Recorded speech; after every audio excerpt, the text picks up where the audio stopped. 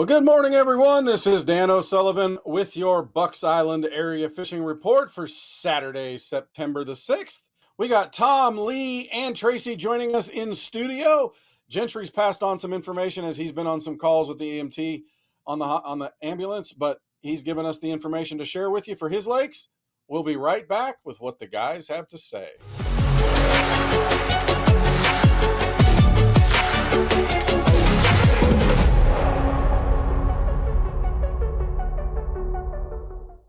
Hey, we're joined by Tom Mott, who's going to give us the dope on Lake Guntersville leading up to the Icon Boats tailgate tournament there today. Tom, what can these guys expect? What can we expect to see weight-wise, and what do we think is going to win it? Man, I tell you, Dano, this is a special time of the year for Guntersville. The weather, the day, the shortening of the days, everything's kind of coming together, and I really think I think we're going to see some big fish weighed in, or at least some big sacks. I think we're going to see upwards of the 25 pounds. I think will probably pull this one out, but it's just no telling with Guntersville. It could be 30, it could be 21. You never really know, but I definitely think it's going to be north of 20 for sure. But you can do everything right now. I mean, from a couple of feet of water out to 30 foot of water, and it's just there's fish everywhere. Fish are moving, so it just depends on really your technique, what you like to do. If you like to flip, you're going to find those fish. If you like to pitch grass, you'll find those fish. I like to fish grass, so a nice swim worm, a chatterbait, and a swim jig have been really producing well. Not only for numbers, but getting some decent size out of them too.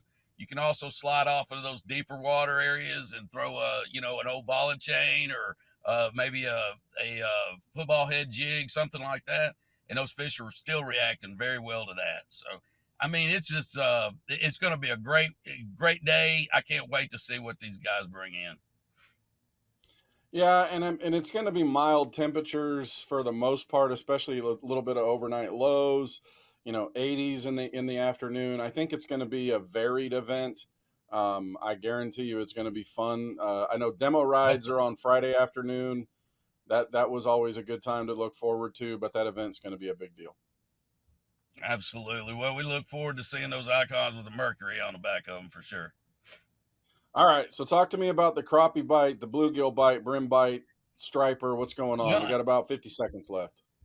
There's a bunch of brim just swimming around everywhere. I mean, anywhere you go shallow, there's brim everywhere. So if you're looking to get a brim bite, throw you a cricket on there and go catch them. As far as the crappie go, they're really starting to congregate now. The bait's getting tied up there around those causeways. The crappie are doing the same thing. So it's just a matter of time before that just opens wide open and we can start letting them go in a little bit of grease. Just need a little bit cooler temperature, make that meat a little bit firmer and flavorful, right? Absolutely. All right, brother Tom, we appreciate everything. Hope to see you today, and we will talk to you later. Hey, we got our good friend Tracy Robinson, our local expert around here in the shop of all things bass fishing. We're going to talk a little bit of Logan, Martin, and Lay Lake today with Tracy. As usual, Tracy, you pick where you want to start. We'll go with Logan Martin first, Dano. Logan's fishing pretty good. Coosa River, I think in general, is fishing pretty good. I've seen a lot of reports from Neely, Henry, and Logan and Lay, but for Logan right now, still a lot of schooling fish going on. One bait that I picked up on this week that you can really cover a lot of ground with and catch a lot of fish is the little mini chatterbait. That little mini chatterbait with something shad looking on the back of it, you can cover a lot of water, and it seems like those spots will really eat that thing as soon as it comes by there. Just looking for those schooling fish. That's a really good bait right now. As always, I like to throw the top water out there too when they really get on top and get to busting on top. The bass and the stripe are mixed in together on that, and actually we're even seeing a few crappies showing up in some of these big schools of fish out there. So probably a little bit of mixture of every species out there that eats bait fish right now. But the balls are getting really tight, and they're not hard to find right now. They're both in the creeks and out on the main lakes. You can get back to the traditional fishing if you want in the fall, type fishing, your bank stuff in the creeks, the shallow running, square bills, crankbaits on the docks and rocks and spinner baits and around the wood and stuff. But if you want a lot of fun and a lot of numbers, chase those schoolers right now is probably the funnest thing out there. Okay. Are you seeing crappie boats out there? I am, and starting to see a few more crappie boats, a few more bass boats, catfish boats. I guess all the weather changes is bringing them all out, but a lot more crappie guys out there fishing right now, Dano. All right, let's talk Lay Lake then. What are we finding out there? Lay's fishing well as well. A lot of topwater activity for me down there. I like to talk about fishing in those trees a good bit, but I've been throwing. Went down there last week and we threw topwater around some of those trees, and some of those fish are coming up out of those trees and blowing up a topwater plug around those. So a lot funner bite. It's not a ton of fish to be caught doing that, but the fish that are coming up are really good fish. The night bite's still holding up good too on the spinner baits. Around the banks as well. 10 foot probably is about the depth we stay in at night. The grass bite always good at lay. So swim jig, frogs, even a little bit of punching. It has some pretty sunny days. There's a couple of sunny days. The fish will bury up a little more, and you can get out the plastics and the 1 ounce weights and punch into that heavier stuff and catch some.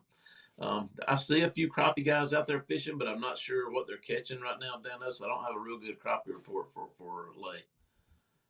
Well, that's all right, brother. We appreciate everything that you bring to the table, and we'll talk to you again next week, my friend. Hey, we got Lee Pitts, who looks like he's just getting out to do a little bit of fun fishing while we're taping this thing.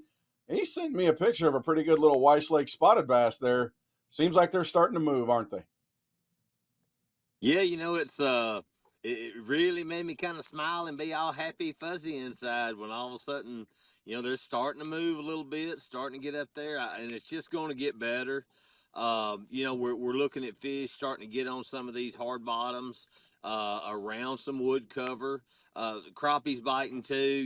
The largemouth and the spots are starting to bite some. So hey, it's a fun time of year. It's one of those things that we kind of we've had enough of that heat, so we're ready to get out here and catch some fish now. But they're starting to get up. You can catch them on a shaky head. You can catch them cranking. Catch them on a small jig, and the dock bite's starting to pick up too. The fish are trying to get up a little shallower, so it's looking good here on Weiss. We've it's even seeing some schooling fish. We hadn't seen them all summer. This morning about 9:30, 10 o'clock, riding by, and I mean you can see them when you're just driving. So that's something when they get aggressive like that and want to start chasing. It's a fun time of year to be out here on the water. Yeah, and when they start heading up the rivers and start going up those creeks, I mean, dude, you can chase them and you can have multiple things going and ready and just take advantage of it all, right? Yeah, that's what a lot of people, they don't kind of think about. Just cause they go down, you can sit there and beat on them for a little bit. When they go down, just hang on and wait. Just try to follow them because they're going to come back up here in a little bit. Just be ready to take off and chase them down. Have something on deck like a spook or some kind of little topwater bait that when they come up, you can put it right there in the middle of them.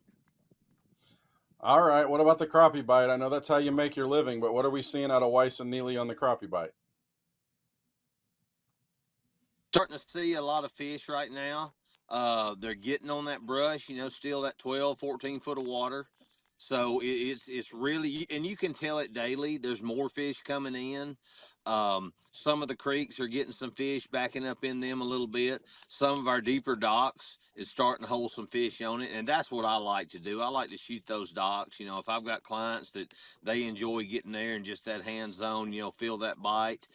They're starting to get on some of these 6, 8, 10 foot docks, and that's just going to get better also. The cooler that water temperature gets, the more these fish are going to get aggressive. They're going to get in that cover and start to chase bait. So that's what we're looking for.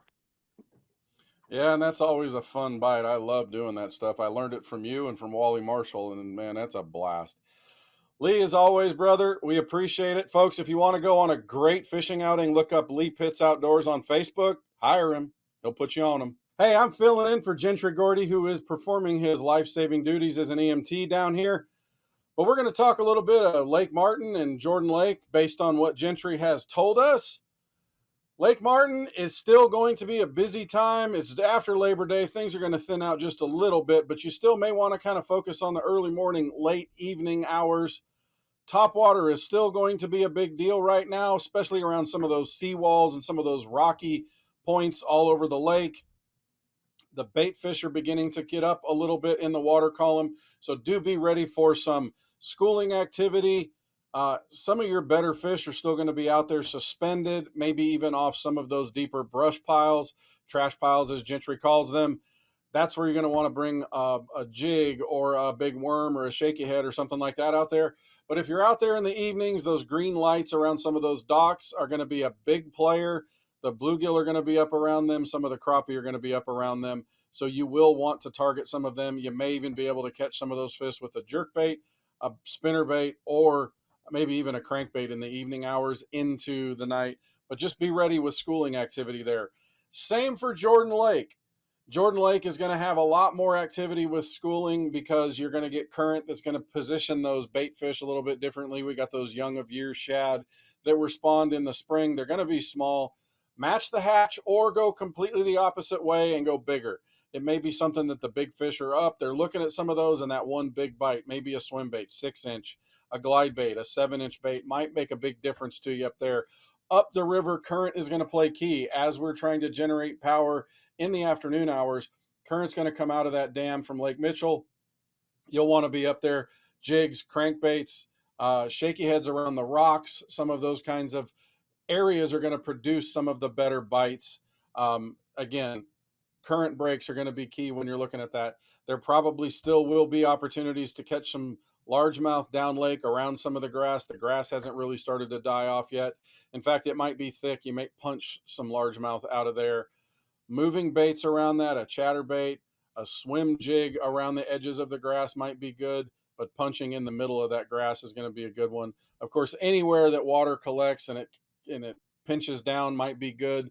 The canal over by the new lake dam, some of those kinds of areas might produce a better bite for you. But again, night bite still might be more effective for you right now as some of those boaters are still out. But that's your Bucks Island area fishing report for Saturday, September the 20th. We look forward to when Gentry can be free to be able to help us, but we hope this has helped you put a few fish in the boat. Well, that wraps up our Bucks Island area fishing report for Saturday, September the 6th. Hey, thanks to our guys for sharing the information. It helps us put a few fish in the boat. Hey, don't forget, folks, we are here to help you get on the water and stay on the water at Bucks Island. We got all the inventory, all the parts, all the tackle, everything that you need. Come see us. You're our favorite part of this business. You are the customer, and you are family. From all of us at Bucks Island, have a great Saturday. We'll talk to you again next week.